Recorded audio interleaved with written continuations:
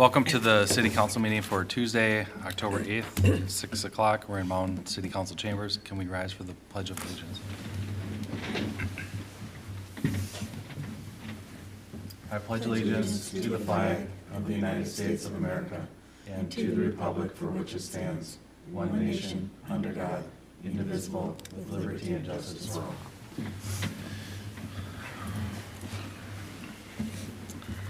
All right, we got our agenda. Do we have any amendments?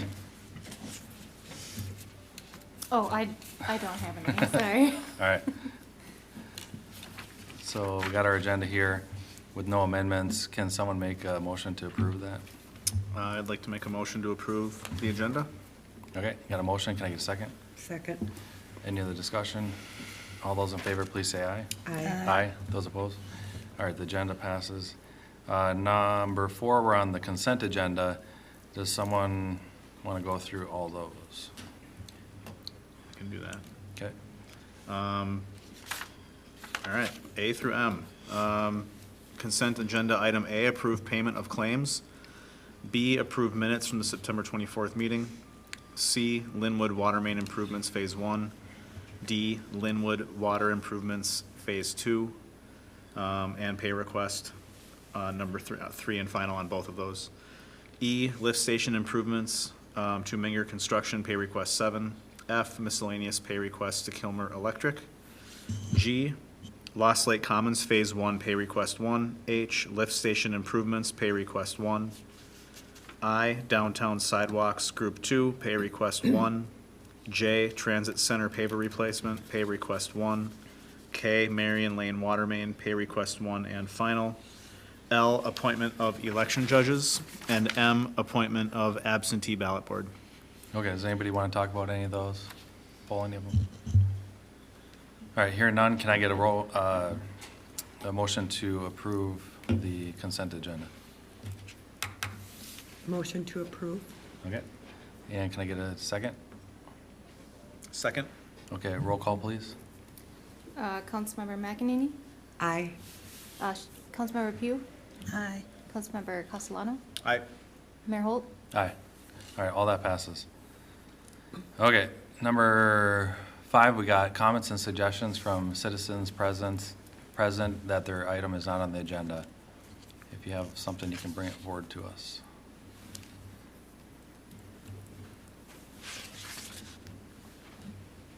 I'm not sure if I'm coming up at the right time, Oh. here, but there's a proposed assessment to a property. You should come up when the hearing is. That'll be number 7. We're going to talk that at number 7. Yep. Okay. Okay, any other people want to come up? All right, hearing none, I'll close that. Number 6, we got Orono Police Department activity for September. Welcome. Thank you. Evening, Mayor, City Council.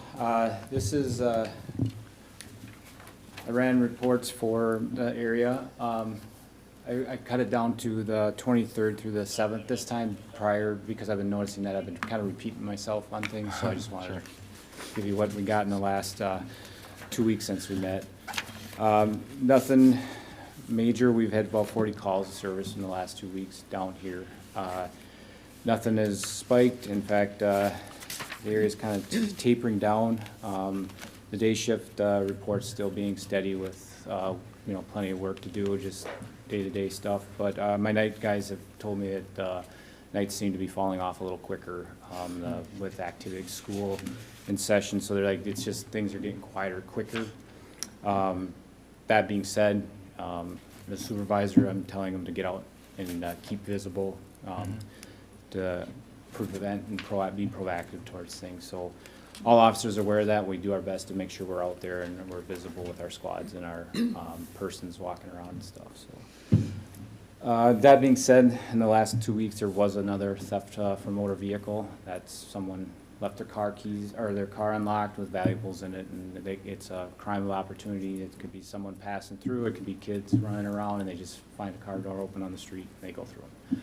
So we just ask you, remind people, lock your car doors and take valuables in laptops, iPads, everything, because they see it. They might even break a window to get those things, but if they're there, it's a crime of opportunity for them. So please remind citizens to lock those doors up. One of the other things is the scams are still happening. Individual reported losing about $85,000 to a scam. These scams are happening and they're targeting certain age groups due to their vulnerability and lack of knowledge on things that are going on.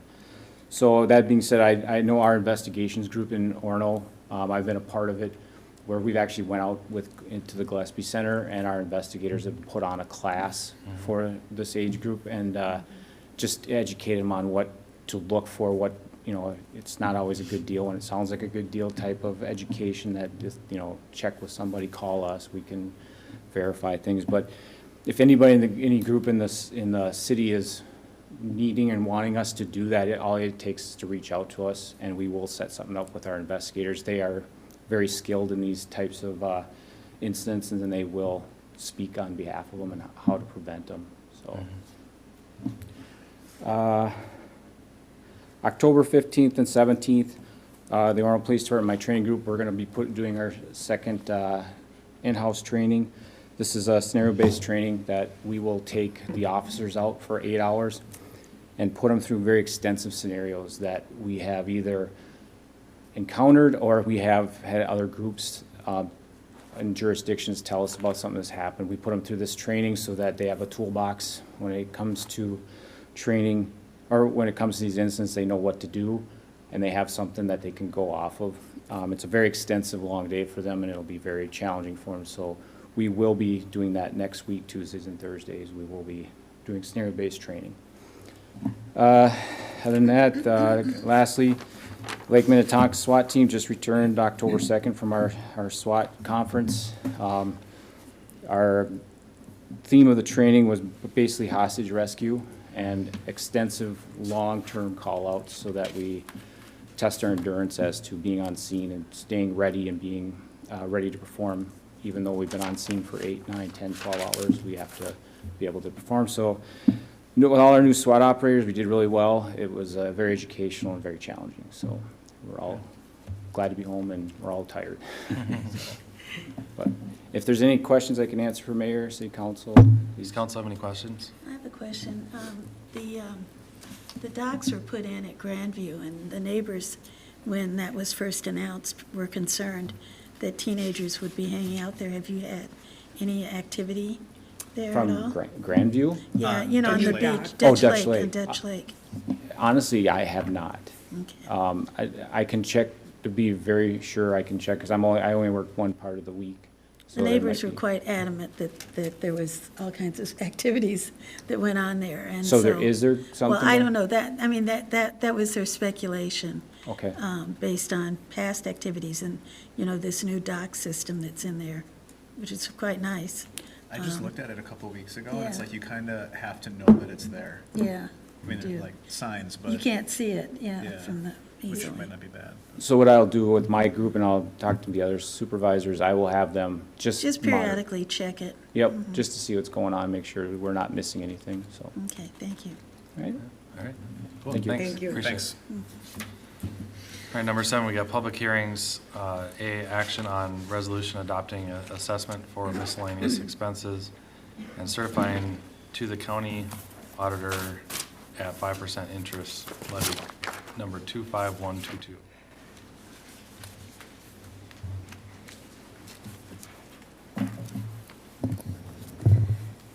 All right, Mayor and Council, this evening you are being asked to conduct 2 public hearings related to assessments. This is something we do every year if we have assessments that we need to perform. So under state statute, cities are allowed to recoup unpaid service costs for services provided to property owners by assessing the unpaid charge to the property taxes of those properties.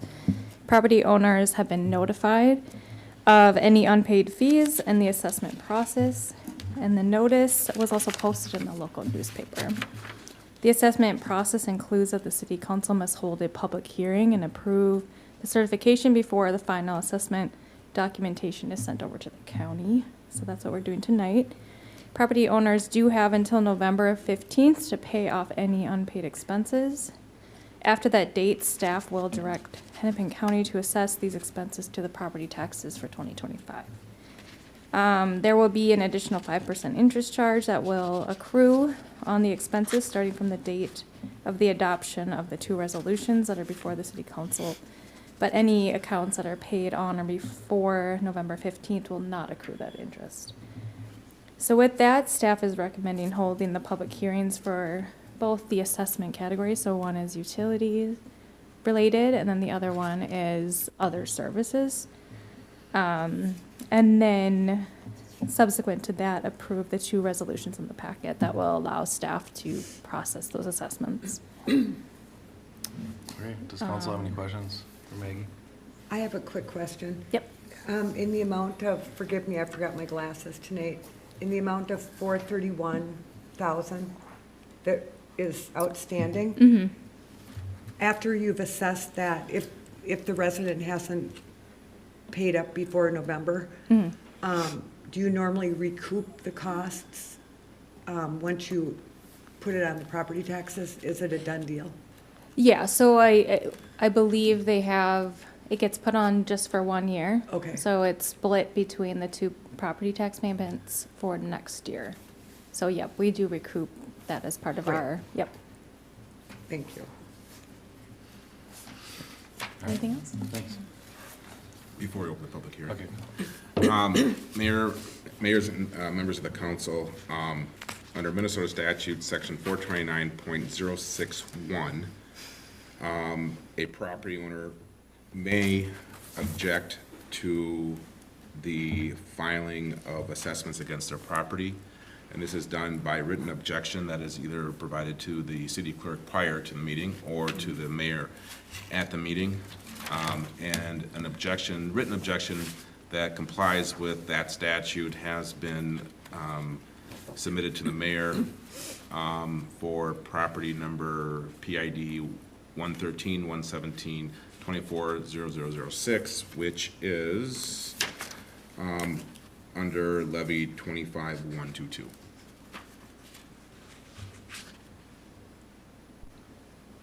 And just so you know, what this does is that it preserves, in order to actually appeal an assessment under the statute, you have to provide this written objection. Right, okay. So, I'm looking at the numbers and they don't match up, so, on our agenda. it's right there. Yeah, 40, well, I know, but it's. Oh, I it says see, 24 or 42. 42. Oh, I see what you're saying. Obviously, it's the So, do you know which one is correct? If it was, the property owner's gonna be up here for, Yeah, so it's under, are you talking about what resolution? Well, we got the wrong PID number. well, one person does. Someone does. Okay, so it's, so we have on our resolution 13-117-24-42-0006. Okay, so it's missing the 4-2, that's all it is. There's a 24. So in the, yeah, so And- we're missing the 42. That's not a Yeah, big deal. with the property owner, I'm assuming will come up and Yeah, correct okay. it. But What is the amount? It's $850 right here. Oh, okay, this one. Got it. Yeah. So I just want to make sure that that's known, the property owner can correct that, but this letter does meet the requirements of the statute. Okay, sounds good. Okay, and then do the open, Yeah, you can open the public okay. hearing. All right, I'm gonna open the public hearing now. And then if, do you wanna come up and address us? I apologize for taking up your time on this. There's a long history here prior to getting to this point. Sure, sure, And, yep. And it begins with a 3-year divorce. I have not been in the home that I bought in 1997 Okay, since July of '21. The court awarded possession back to the place, my residence, July 1st of this year.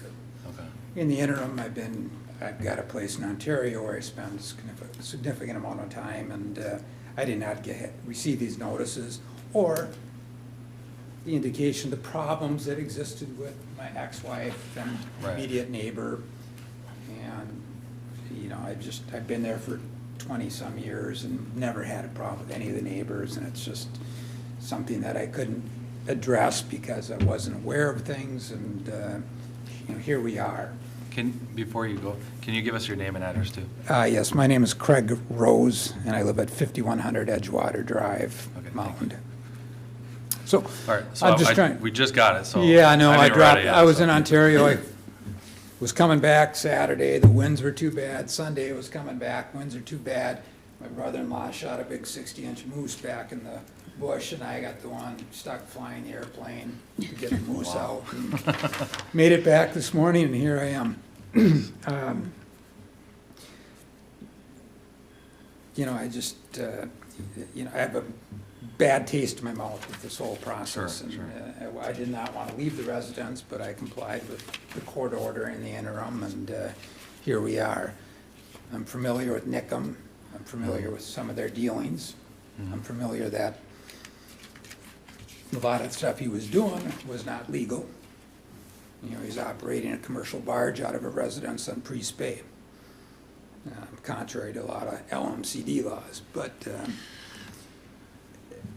you know, I'm willing, if we want to split it, I'll pay it tomorrow.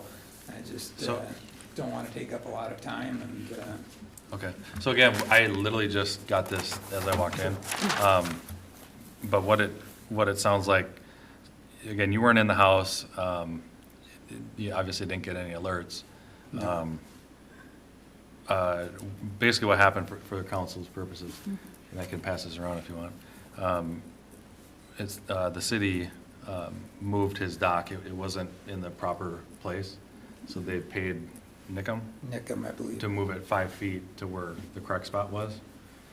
I 5 believe it was feet, the boat lift. The boat was- lift. Was taken out, put on the shore, of which part of, two of the legs were on the Commons property, okay, and then somehow they moved it over.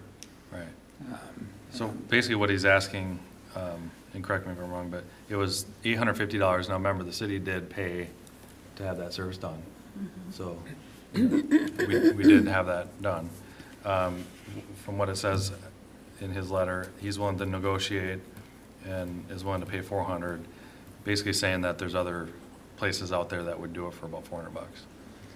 So he's saying that I he would have shouldn't have done to it pay for nothing. $850 to us, and that's what's in our resolution, that he should have to pay $850. That was what we paid to move it, you know, beyond, you know, sympathetic to your situation. And so, I guess, did I sum it up good enough? Close enough. Okay.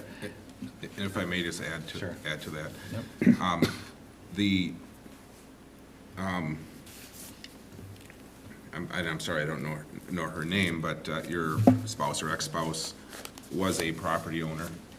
Negative. Did receive notice. She did. She did receive notice. There was conversations with her.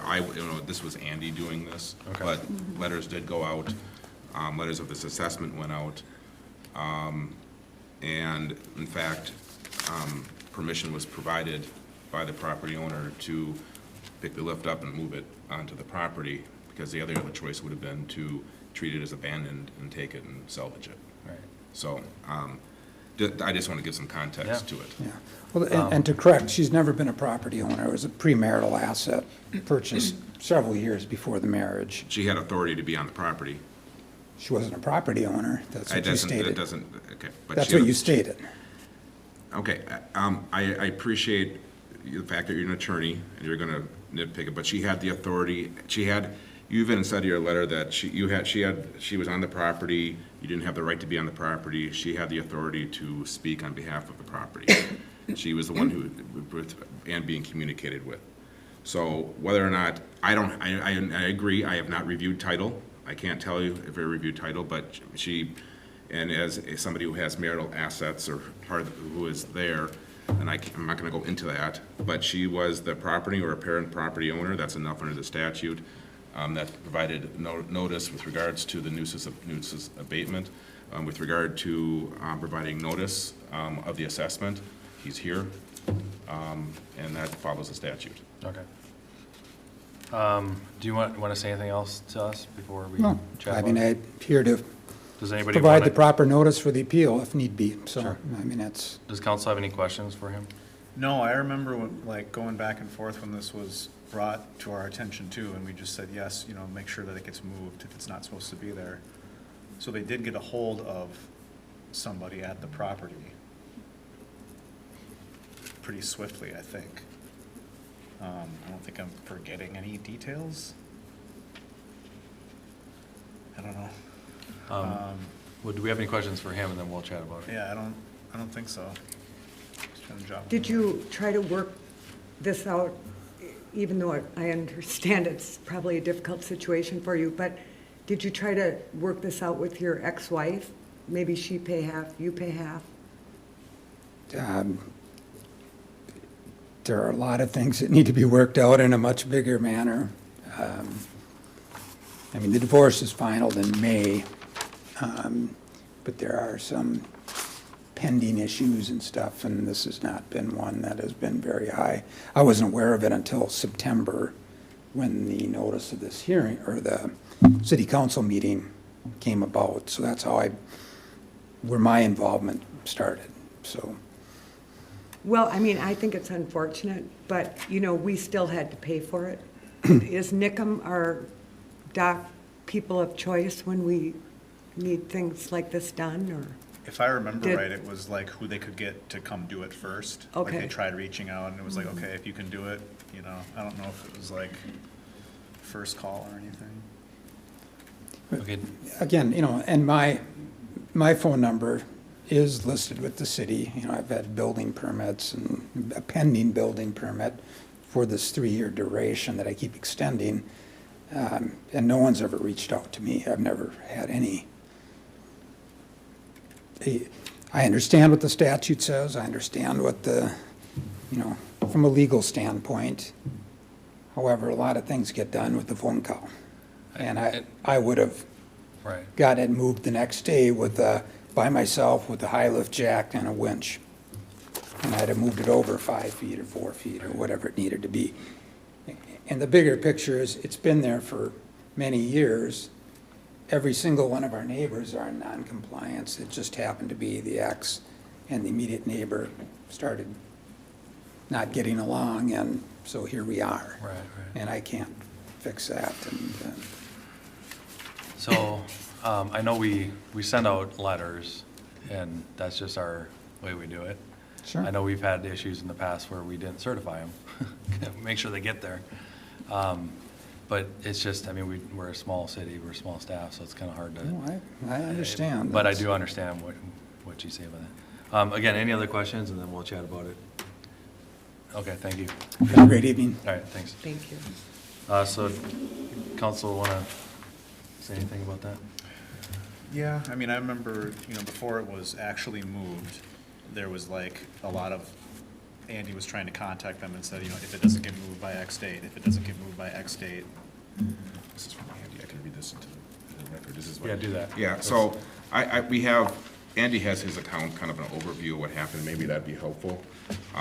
And I will say too, that he stated here he wasn't able to even be on the property until July 1st of 2024, and this took place in December of 2023 when this all occurred. So, I mean, this just a timing issue, but anyways, Andy said that the city hired a dock company to move the boat lift on city property.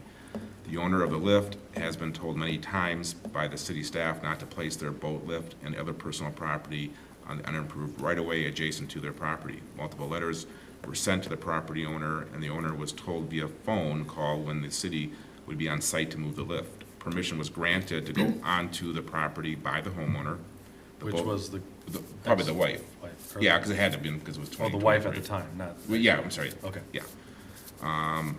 The boat lift was moved by hand by 8 guys, third party, that's the NICM, so that it was completely on the owner's property. The lines below, okay, then there's some information with regards to kind of showing where the dock, just showing that it was on city property. So I Yeah. remember the resident You know, across, There's other things about this property too, that they've encroached onto the Mound property and built stuff, and I know this has been a really contentious divorce, but my feeling is it's up to them to work this out. As difficult as that may be, but, you know, it's not up to us to find out who's Right. Living there at the time. and this- living there So- and taking the letters and taking the phone calls and. So So I guess I agree with your previous comment too, that I'd be a little bit more sympathetic if maybe we took it out or something, we had maybe less, but it's still our time. But we paid a guy $850 to do this, so I don't think the city of Mound, the other residents should pay for, you know, this issue personally. That was gonna be my one comment to him, was like, you know, it's not the response that he was probably wanting to hear, but if we don't assess him for it all, then we have to have like, if we have to say it's okay to make everyone else pay for it. And this was just one of several items that was in the way. And I know the resident across from the Commons reached out to us multiple times, just, you know, it's X, Y, and Z, get it out. And, yeah, so I think we just need to stick with our policy. Okay. They have a divorce decree that spells out who's responsible for what, and it's not for us to arbitrate that decree. So, Okay, so it sounds like we're all in agreement that unfortunately he's gonna have to pay that. So we have a resolution on page 2504. Again, remember, that's just one of the PIDs, but we have the other ones on there, brush removal, mowing. So does someone want to make a resolution for this one?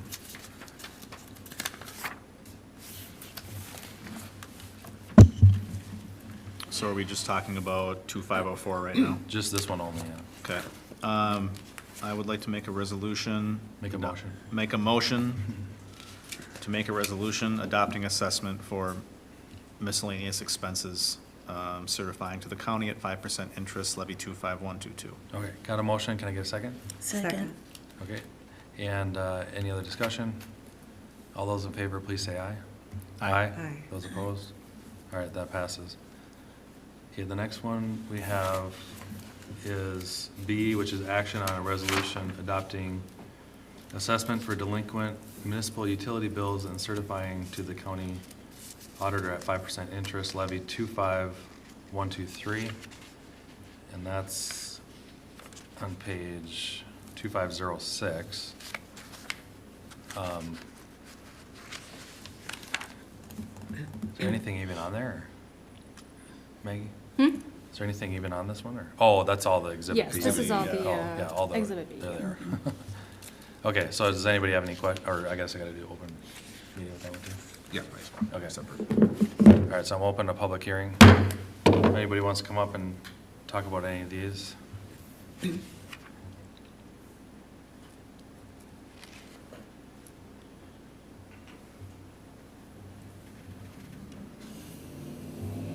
Okay, I'm gonna close the public hearing. All right, so we got, again, 2506, if someone wants to make a resolution for that one. Make a motion. I make a motion for the City of Mound resolution adopting assessment for the delinquent municipal utility bills and certifying to the county auditor at 5% interest, levy 25123. Okay, got a motion, can I get a second? Second. All right, and any other discussion? All those in favor, please say aye. Aye. Aye. Those opposed? All right, that passes too.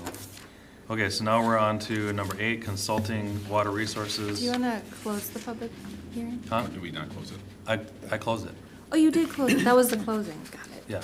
Well, no, didn't I? Yeah, I think Yeah, we should. he closed If it not, it before. is closed now. Okay, sorry. I have one question, just out of curiosity, not Yeah. really discussion, but to Councilmember McEnany's question, like, so that money is collected with the first batch of property statements in 2025, or is it like split up? It's split.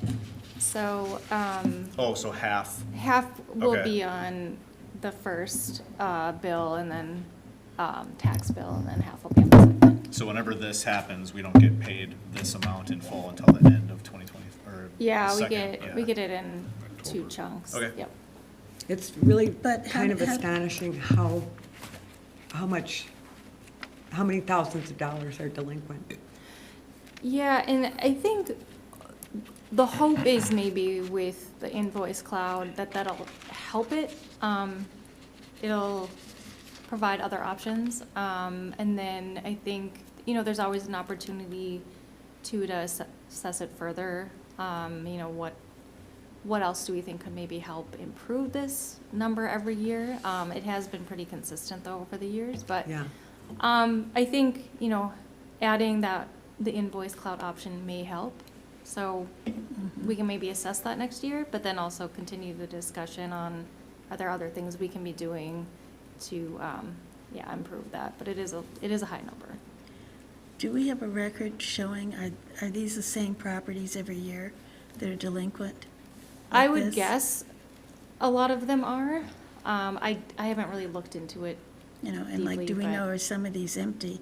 I mean, the ones that are 3,000, that's more than a year's payment on water. I would have to look. Because, we should be, I would have to look at the policy, like, because some people do have higher water bills, so, but anyone who is delinquent is on the assessment list, so I don't know if those are like commercial properties or if they're residential or, higher use properties. I'd have to maybe look into what category they fit into. If we took the PhD and compared it to last year's numbers, would the PhD be the same residents? Yeah, yep, we could compare. Yeah, I'm guessing those higher dollar amounts are probably the commercial, like, or multifamily units, but, yeah. What we could do is, we have a report we could probably pull that shows if these were the same that were last year. But I'm assuming a large majority of them are, just with the number that we have on this list, so. Yeah, I'd like for us to think in the future about what could be an intervention strategy. I agree, the new payment system that was voted last week, our last council meeting, may be one step towards getting these bills paid. But, this has been, every year I've been on the council, 6 years, it's $500,000 in unpaid bills. So we have to figure out what's wrong with our system. Why are people doing this? And if it is the large users, we need to talk to those large property users too, about their standards. Well, I'd be interested to know, we've talked about this before in meetings, if some of these delinquent people that are maybe avoiding their bill because they know it's just gonna get slapped onto their Taxes. property taxes. Right. If they're, in the last month, the people who have come up to pay these bills, have they had any reason other than maybe they just forgot or? We have a couple people who I've talked to. I'm sure Noah would know a little bit better, but I know there are some people who were a little behind and they forgot, or they, I think the comments I've received is when I've told them that we're gonna have a better, like a more of a proactive approach where residents can actually, if they lose their bill, they can actually log in and get that information. I think sometimes bills get lost, people forget. But if we can promote, hey, you can have an app now that you have access to your information, I think that'll help. I think. And they'll get reminders too, so that might be. Yeah, and I think. That will be something good to track. Yeah, and I think people will appreciate the more payment options as well. And then being able to schedule payments, because I think, again, right now, we're very paper, and we're very, otherwise email, and that we don't do reminders, and so I think sometimes people forget. I think, I do know, that some people, like you said, just, for whatever reason, choose to just put it on their taxes every year. Well, So- I can think of a lot of reasons why they would do that, because it's not coming out of their pocket. Right. It's already, Right. Yeah. it's already set aside for And their escrow. property tax as an escrow. Yeah, but I think we can continue the discussion. I think we're on the right track with Yeah, the I do one too. thing, though. Yeah. Thanks. All right, number 8, consulting water resources engineers hosting 2024 MS4 permit public meeting. Thank you, Mayor and members of the council. I'm Matt Bauman, city engineer. I'll do my best, Bob, being impersonation for tonight and try to get you through all of the acronyms that are in the presentation here. Perfect. Updates for the annual stormwater meeting and MS4 permit. So the purpose of the annual meeting is to inform the public, let them know about, let people know about the impacts stormwater discharges have on local water resources, the lake, the wetlands, all those good things that we like about Mound, and then actions that they can take to reduce potential discharge of pollutants. We also are here to listen to the public, receive input on the city's SWIP program, the Stormwater Pollution Prevention Program, and then provide updates, status updates on, what we've been doing. So this will give a little update on 23, what we're working through in 2024, and then 25 and future plans there. And then just review city's compliance with the MS4. So what is an MS4? First acronym, Municipal Separate Storm Sewer System, conveyance of storm systems, so roads with drainage systems, including curb and gutter, piping, ditches, man-made channels, and then storm drains that are owned or operated by a government unit through Section 208 of the Clean Water Act. And then what is an MS4? So the MPCA, Minnesota Pollution Control Agency, designated under Minnesota Chapter 7090, all cities and urbanized areas must obtain an NPDES stormwater permit. That one I don't think is laid out, so that's National Pollution Discharge Mission System. And the city of Mound meets those requirements of a mandatory MS4 community in an urbanized area, so we have to follow all of their rules and requirements. So we currently implement the best management practices outlined in the permit.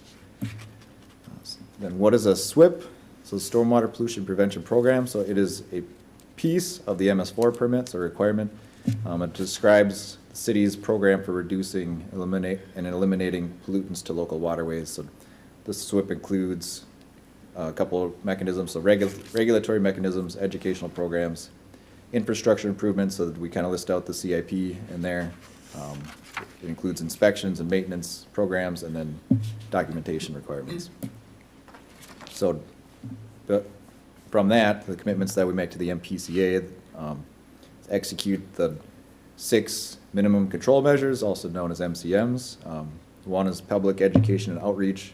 2 is public participation and involvement. 3 is illicit discharge detection and elimination. 4 is construction site stormwater runoff control. That's probably the one you see the most visible piece of it. 5 is post-construction stormwater management, and then 6 is pollution prevention, good housekeeping for municipal operations. So these are all requirements of the MS4, of the SWIP piece of the MS4. So I'll go through them now. So public education and outreach. There's newsletters are provided quarterly that include topics regarding the stormwater runoff management and water quality. Water resources related community festivals, events are held annually, so including Spirits of the Lake Festival, Minnesota Wake Surf Competition. I think after this year I need to take that piece out though, right? So that did not happen this year. And then, so number 2 is public participation and involvement, so that one of those is this meeting, held annually to discuss it. There's an annual cleanup day held in May. There's free dumping of leaves and lawn clippings and things like that at the Minitristic compost site. And then there's water quality and stormwater related information on the city's website for the public to view and research. Illicit discharge detection and elimination. So this is, keeping a lookout for anything that obviously shouldn't be going into the storm sewer system. So there's ordinances in the city code prohibiting these non-stormwater discharges, implemented and enforced as required, so by public works staff or field operations. Most of the staff is trained in illicit discharge detection and elimination and spill response, and then that's incorporated in field staff's daily activity. So as they're out and about, they should be vigilant and keeping an eye out for these things. So then the visible part, so with all of the developments and construction projects, so the construction site runoff control, so we coordinate this with Minnehaha Creek Watershed District to implement and enforce these requirements, so erosion sediment control, so the things like the silt fence, and then you see the orange bags and the drainage basins, that's all part of this piece of it to prevent those items from polluting the waterways. We provide inspection of active construction sites and coordinate compliance with approved permits, and then plan reviewers, inspectors are trained trained to keep an eye out for these things and make sure they get corrected as quickly as possible. So then with all the developments, the post-construction stormwater management piece, that's the end result. So that's the rain gardens and the drain and the ponds to help clean up the water, help soak it in, and before it gets to the main waterways, to the lakes and the wetlands. So we coordinate that again with Minnehaha Creek to implement and enforce the requirements. Plan reviewers are trained related to those responsibilities to make sure that the designers and the developers are meeting those requirements. And then those requirements are set forth by the NPCA and NPDS permit and Minnehaha Creek Watershed District. So the city has a memorandum of understanding with the watershed to provide regulation of its rules within the city. And then building on this, so post-construction stormwater management, again, requirements are that, read that real quick. Requirements for post-construction stormwater management have increased since their inception. So in 2014, there's a kind of a big change in how the rules were set out and to be more, closer related to how the rainfall was actually coming down. So that there was kind of a big shift there, is what's required to manage. The current rules are to retain on-site a volume equal to 1 inch of water over the newer reconstructed impervious surface of the site. So that's the pavements and your hard rooftops and things like that. And then in Minnehaha Creek requires a similar volume retention based on site size and impervious surface. So smaller sites don't necessarily have to comply, but once you're getting over 1 acre, 5 acres, they have different sets of rules to meet those requirements. And these are all meant to simulate as if the site was not, did not contain impervious surface. So pre-development is what the goal is with all these management pieces. And then, so the last piece here is pollution prevention, good housekeeping for municipal operations. So we work with staff, they're well-trained, they go to annual trainings to improve operations, but they incorporate best management practices, waste management, vehicle maintenance, use of materials, mowing applications, herbicides, things like that. They have an enhanced street sweeping program, so every April, sweeping to pick up materials deposited during the winter, including road maintenance materials, so salts and sands and things like that. Summer, they sweep after blooms and after large rain events, and it's a very canopied city, so lots of things are falling on the street. Then that contribute to kind of eutrophication of the waterways. Then in fall, again, after leaf drop, they'll do another sweep. Implement the city's road maintenance snow management policies.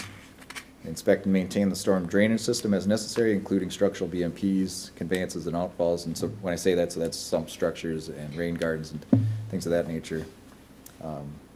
Provide training to all staff, commensurate with the responsibilities as they pertain.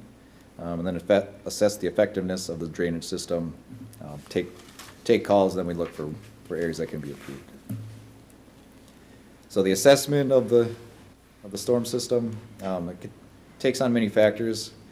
One of them is the TMDL's total maximum daily loads implemented by the MPCA. Bob Bean would be much better explaining all of that than I am, but it's basically they set targets for what the pollutants goal should be and then we try to work our way to get those out before they get into the lake. And a lot of them they're going to take a long time to get to, but they're valid. Yeah, and so we evaluate that. We kind of look through, what projects we have coming up, potential flooding issues, cost, land, and space, return on investment, and downstream resources. So it's been quiet for a few years, really since 2018, since we haven't done street reconstruction projects since then. And then also the stormwater fees were reduced in 2018 for resident relief. That's going to start picking back up here next year when we get into reconstructions again soon. And then the maintenance of the storm system is completed annual as part of the infrastructure improvement planning, and then that helps us determine future needs and listening to resident comments. So this slide's got a lot of information, really the kind of the nuts and bolts of 10 years of work that we did before we took the pause here. So Mound has 141 outfalls into Lake Minnetonka and Dutch Lake, 18 separate sub-watersheds to 14 different lakes and bays. So within that 10-year period between 2007 and 17, we repaired or installed 40-some structures, 9 hydrodynamic separators, so that kind of spin the water in there in a special way to get things to drop out, make it easier to clean. Installed 2 pervious pavement lots. I need to cross that out after this month here. Down to 1.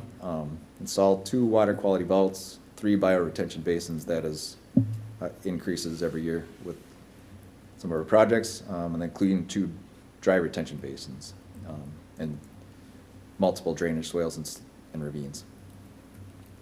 So again, annually inspect and maintain all structural stormwater BMPs, sump manhole stormwater treatment devices, and then perform inspection of numerous residential and commercial developments. So most of these next 3 slides, 23, 24, and 25, they're almost all the same, so I'll kind of read through the initial piece here. Complete inspection and maintenance of all structural BMPs, inspected 2 residential developments, so that Artesa had started up in 2023, and then the Village of Island Park was wrapping up last year. Participated in Adopt a Storm Drain statewide initiative, city cost share to support the Harrison Bay Association 2023 rain barrel sale program, and then working with local organizations on potential stormwater treatments. Same Harrison Bay Association for most of that. 24 was very similar, except Village of Island Park was done. A lot of work on Artesa as far as inspection there. Cost share with the Harrison Bay rain barrels program again. We did install some stormwater management infrastructure at Surfside Park for the playground improvements there. There's some other improvements going on with the other Lost Lake Commons, and then perform the maintenance. So we took out the deteriorated pavers at the transit center. Those were water quality BMP, but they had obviously run their useful life, and so we put in makeup treatment at the Lost Lake Commons with a bioretention basin there. So 2025, very similar, except like I mentioned earlier, we're going to get into street reconstructions again, so that kind of opens the door. We have to meet water quality rules depending on how much impervious surface we disturb, and then we'll look for where we can make improvements within the stormwater pollution prevention program. So future program needs: implement a pond assessment plan, continue to improve efficiencies of inspections, documentation, and reporting. We're always working with public works staff to make that, to try to streamline that and keep track of everything that's going in. Provide training for staff involved with any portion of the SWIP, and then inspect all ponds and outfalls. All right, so we are at the portion for questions and comments. Does the council have any questions for me? All right, does the council have any questions for him? Well, I have a couple of questions that are probably all interrelated. After reading through this, has this all been in effect for 10 years, basically? Did it start in 2007? No, that's when we started the street reconstruction project. The MS4 SWIP program's been going on, I can't tell you when it started, but Okay. at least since then. I'm Yep. just curious, is there like a score sheet or something that you have to adhere to every year? Every 10 years, we have Every to go 10 through years. and update it. And so, I think it's 2020 or 21, we did an update on it. And so right now, the state's actually making some changes to their piece of it, and then, then annually, we need to submit it. Basically a checklist of all the things that we've been doing, making sure we're doing what we say we're doing. And are you the regulating body, or is the city, outside of the MOU and the MCWD, who is the main? So we submit to the MPCA, Oh, you do? Yep. Okay. and so they go through it all and then let us know if we're short on anything, and then kind of give us a fix-it ticket, more or less, if we need to get anything else up That's what I was back wondering. to compliance. I like your term fix-it ticket, because I was wondering what our punishment would be if we aren't, in compliance of some of the regulations that Yeah, so we, are the state was it enforces. last year or 2 years ago? We did get audited, and so we had to update a couple things. I can't tell you exactly what they were, though. It was Well, it was was one couple- of them down at Surfside? Because all of a sudden that sort of came out of the blue? No, that wasn't, Was it that was. part of the plan? Yeah, I think it was more maintenance and documentation type of stuff. Well, I think this is all really interesting, and I think you did a nice job spelling this out, especially, once again, when you get to how many, you know, that graphic, this graphic, I wish I had my glasses. Yeah.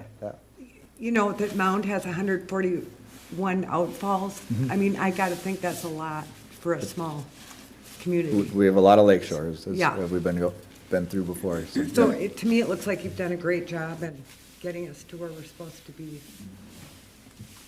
Yeah, I kind of think of it as, you know, we're just doing what we're supposed to, but it took a while to get here, is one way to think about it. Does council have any other questions? So this, you mentioned this, but in the fall, you know, we're gonna sweep again. Mhm. And again, that kind of helps. I mean, kind of. I live right in between two of these. And there's a lot of stuff that gets in the lake, that's for sure. And then also, our guys go through the salting practices. So just so people know, you know, there's a certain amount of salt or whatever that we gotta put down for safety, but as well, you know, we're trying to use only as much as we have to. And then the county does whatever the county does, you know, versus the city. And then the last comment on that hydrodynamic separator. I had the privilege of looking at one when Ryan's group, our public works director, was cleaning one out a year or two ago. And if you hadn't seen it, I mean, it's something else. It's pretty interesting how these things work, so. I'd say, at least for the council, if next time he cleans one out, maybe you want to reach out to them and have them come out and look at it, so. It's really, it's different seeing it on there and totally not understanding it the 3 times I've seen this. And then when I went out and looked at it, I was Yeah. like, oh, that makes so much more sense. And this is how, you know, they work, so. Right, and the size of them is pretty impressive. It's too. insane. I mean, you could fit a family in there. Yeah, there's one down at the tennis courts down on Island Park too, kind of hidden underneath the parking lot there. Right. You don't even think it's there. It's a huge bunker, basically. Anyway, thank you. Thank you. Appreciate it. Okay, then, yeah, so the next piece is open it up for public comment, and I will step to the side. All right, I'm going to open up for public comment. If anybody wants to come up and talk about that.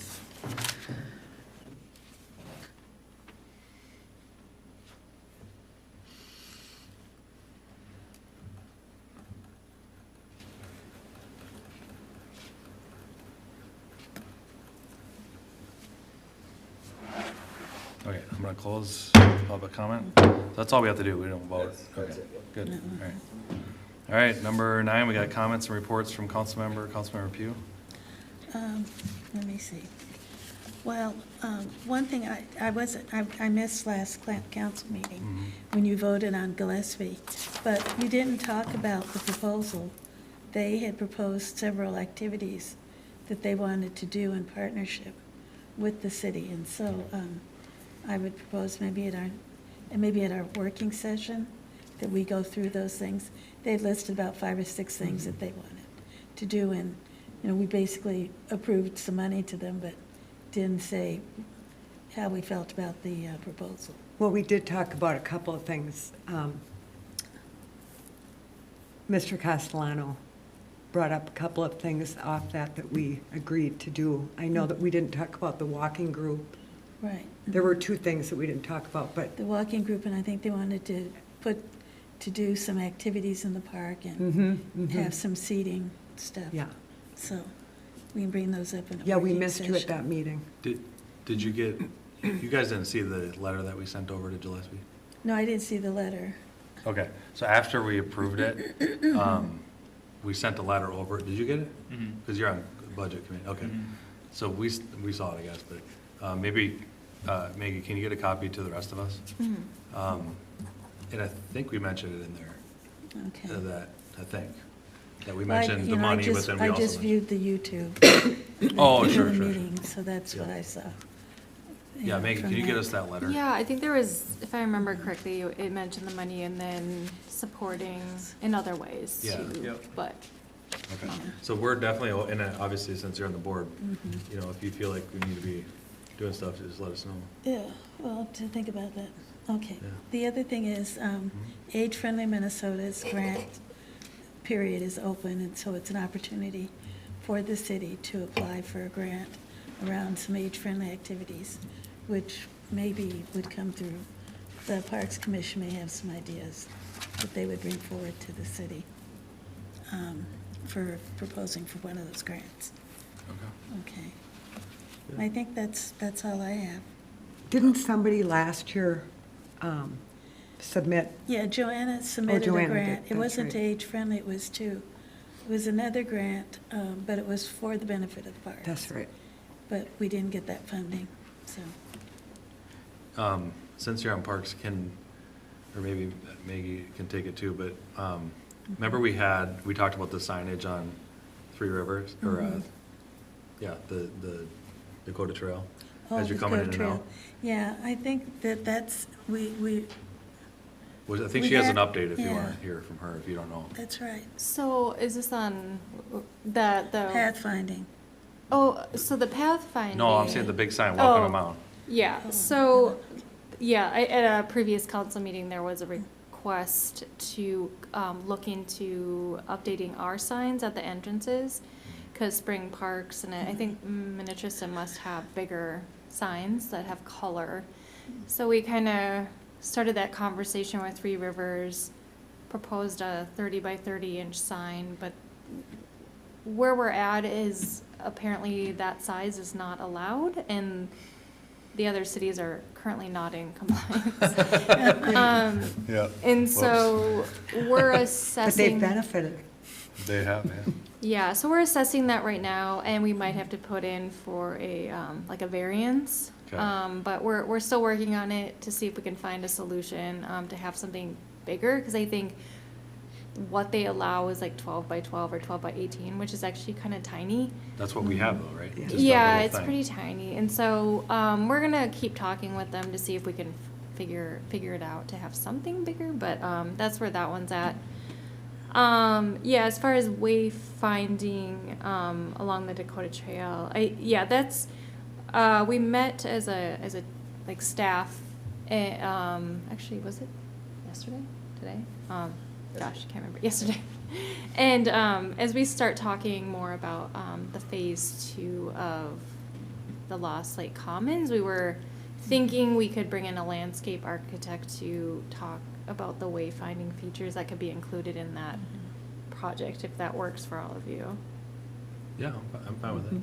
So we just asked for forgiveness, not permission for a bigger sign? Well, that's what, she Apparently, sent me some that, people and I have was done like, that. Oh, I didn't know, sorry. yeah, too bad we already, Minnetrista and, Yeah. we were following the rules. Well, thanks for your work on that. Yeah, thank you. Again, I don't know if you're on top of Yeah. it, so, okay. Is Anything is that okay with the wayfind, incorporating that in? I think Yeah, that's. Because I It think makes we're, sense to do it when it's Yeah. done, Yeah. like with Right. that, It you does. know? Okay. And then, yeah, I'd keep fighting, and you know Marge Beard, right? Our rep for Three Rivers. I'd work with her and try to get Okay. approval Yeah. for that sign. yeah, we have a couple people we've been talking back and forth with. I Plus, can't remember the name, but. When she was here about a year ago, we did talk to her about them potentially giving us some trees from their nursery to plant in our park, because they harvest seeds from our cemetery. We have black walnut trees, True, and they harvest those seeds for their nursery. So we thought a fair trade would be for them to give us some like trees. that. Okay, Councilmember McEnany? Thank you.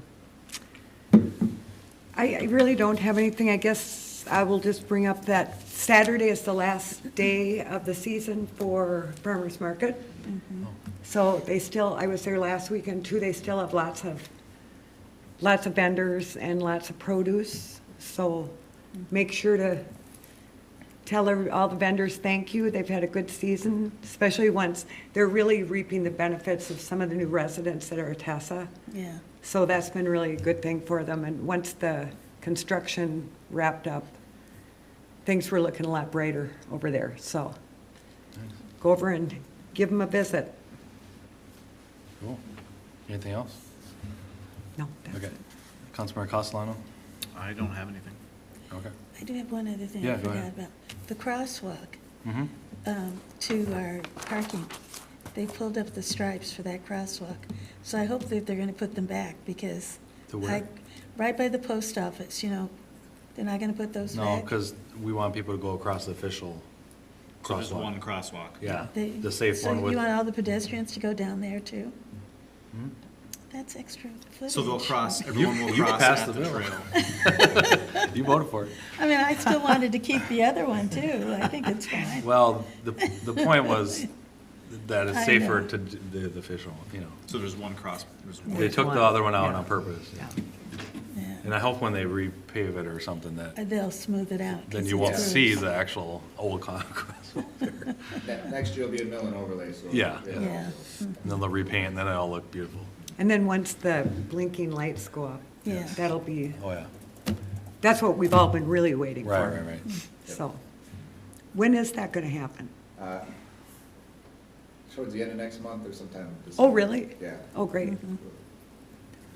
Right in time for winter when nobody's biking. Yeah. Well, I guess some people do bike on the trail. Well, in the we winter. keep the trail open in the Fat winter. tires, yeah. Yeah. So the fat tires are. So, speaking on that, I did a lunch with the mayor event. or- Yes, I heard you had 25 people. Was that many? Wow. Yeah, they said Okay. 25. Yeah, there you go. Yeah. So, So you should do it more often. hey, I did it, well, I did it the year before. This was different because they actually ate lunch and probably that's the reason why they really came. Last time they actually came to listen to me because there was no lunch. Yeah, I think So, on the 22nd, Scotty B's doing his wild rice soup. Yes, So And I'll that's be there, Greg and- Peterson, I think, speaking, isn't it? right, Yeah, So- so fire. get some other council people. Yeah. So, actually, one of the comments was, the blinking lights and so. Okay, and then I went to, the fire department, retirement party. So we only do this every 4 or 5 years or so. So we hadn't done one since 2018 or 19 or something. So it's everybody that retired. So we had 9 people, I think, that were honored. Very, very cool event. We had it in the fire department and, you know, keep costs down. The auxiliary paid for it, so the council, you know, the city doesn't pay for it, the auxiliary paid for it, but, yeah, great event. Everybody was dressed in their official stuff and then just want to make a comment, we did honor, John Larson, who, as I think some people know, Councilmember Larson's son, who passed away, last week. He was on our fire department for, 20 years, was it? quite a few years. 20. 20. Let's see if I have it here. Anyway, they had length of service, 20 years, yeah. Some of his statistics were phenomenal. They have a little, kind of a plaque that they give Yeah. each firefighter that retires, so, thinking about that family and, of course, Councilmember Larson. And, let's see what else I have here. Oh, and then, you know, I had another fire department commission meeting, actually right just before here. And so, again, just a lot of stuff we're talking about, just kind of vetting some things out. So the thought is, in the next meeting, which is November 11th or 14th or something like that, we're going to kind of get a little closer to, okay, what does a solution look like? Or what if we, you know, kind of do what we're already doing? You know, here's our solutions. And see what that looks like. And then I've invited Greg to come back and do like a workshop for us. So then we can kind of, you know, it's hard to, I mean, these are 2.5 hour meetings, and we've had a lot of them. So, you know, how do you condense that into a 1 or 2 hour workshop so you guys can kind of get up to speed on everything?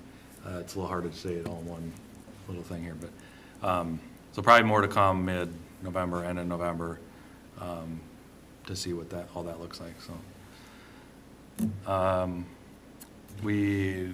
Let's see, anything coming up here in the next couple weeks? Doesn't the fire department have an appreciation?